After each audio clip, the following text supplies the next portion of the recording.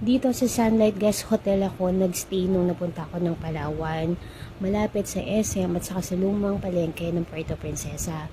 Nabook ko siya online worth 1,400.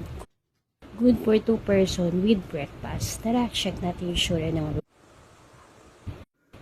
Ito yung CR, yung comfortable na bed.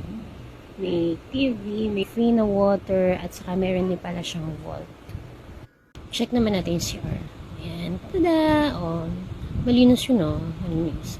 May towel, may shampoo at conditioner. Tapos, ito yung maganda. O. The usual naman na kung ano yung meron sa 3-star na hotel.